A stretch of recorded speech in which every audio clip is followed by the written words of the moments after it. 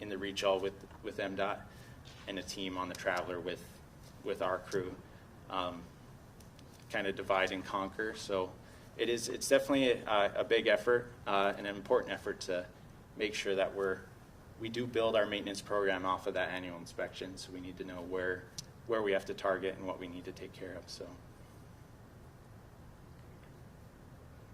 I have just a couple points. Number one, I love this format. oh It saves you about 4 hours just trying to figure out what the maintenance is. Yeah. But at any rate, it's always a pleasure when you're talking about our maintenance staff, that when I always go right to the recommendations and look at the priorities. And it's always really a good feeling that when you look at priority 1, there's nothing there. Yeah. And then you look at priority 2, and it's pretty minimal considered 5 miles of a superstructure bridge like that. There again, as everybody's pointed out, it's directly related to our maintenance people. Mm-hmm. So, at any rate, are there any other questions under the annual report for Cole? Okay, you get one more. Pretty lucky today. Yeah. Or was that Kim? No, that one's Kim. So Okay, I appreciate apologize. Thank you, Cole. Yep. Thank you. And tell Matthew we said hello. I will. Yeah. Hello. Good morning, Kim. Let's see here. This item is about the crane elision. We've reported on this several times. You can remember that it's almost a year ago now, we had a crane that was being towed on a barge, hit the underside of the center span of the bridge, doing a little bit of damage to the bridge. And we did some inspections. We hired a non-destructive testing firm. We got repair recommendations from Parsons, who also did the inspections. We did the repair work with our own employees, and that's what you see on the screen here. You'll see in the upper left is the raw condition after the impact. This is just one area that was impacted. We did a little intermediate repair work coating that because we knew it would take a while for the inspection. We didn't want all the rust to form. And then the picture on the right is the finished condition. You can see the scaffolding next to the member there, where we took out some rivets that were damaged and replaced, ground out the gouges, and then put a new coating on there.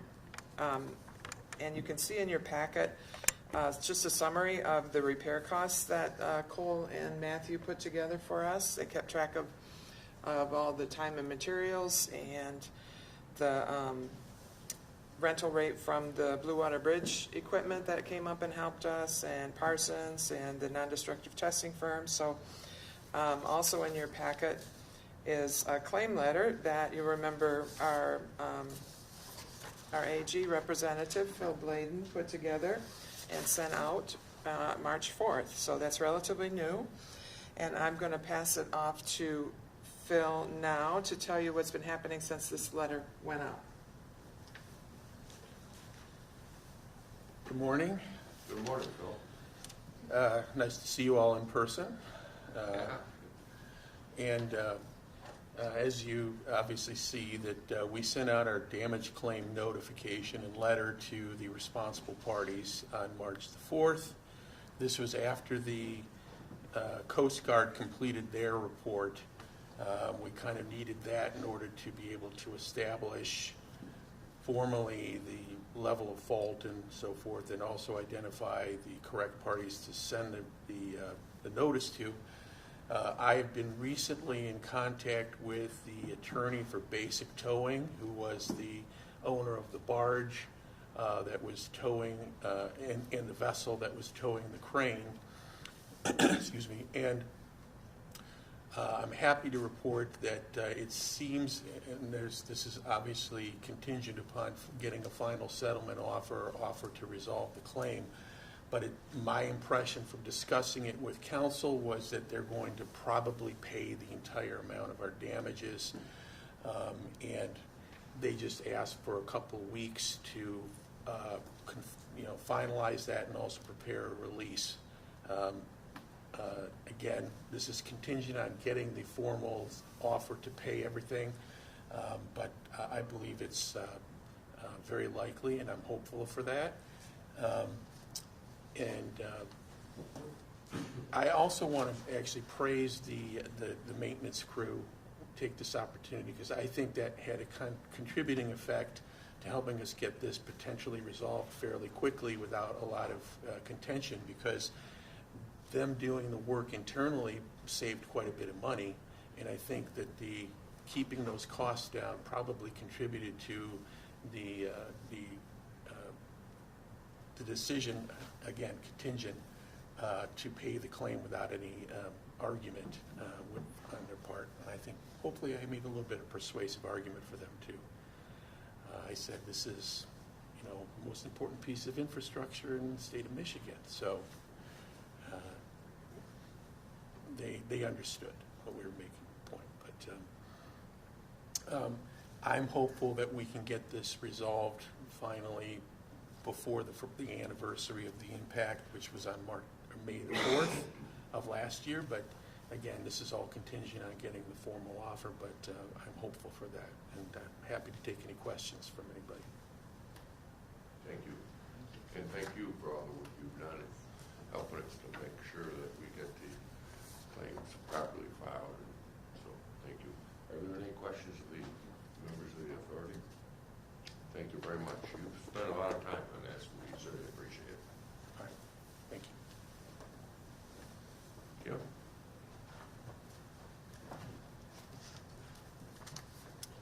All right, we'll move on to our legislative update.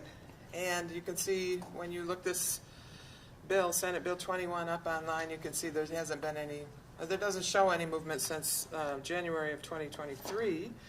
But that doesn't mean things aren't going on in the background. So this bill, also included in your packet, is one of the draft substitutes. And Senator DeMoose and Troy Hagan and ourselves have been talking about this pretty much continuously since it was introduced, and trying to polish it up and make it better so that it can succeed. And we are working on that, and once we get a draft the way we like it, it'll be presented to the chair of the State Transportation Committee, and we'll request that it go for a hearing. And we'll continue to work with the sponsor of the bill, who is Senator DeMoose, who we appreciate all his efforts towards this. So there's more to come on this, and we're continuously working on it, trying to make it better and get it through. So. Thank you. Any questions? Very good. Excellent report. Thank you. At this point in time, we have some security measures that we have to discuss. So a motion would be in order to close the public meeting and adjourn the public meeting for the purpose to enter into a secured session, or a closed session, I should say. I move that we adjourn the public meeting and go into closed session.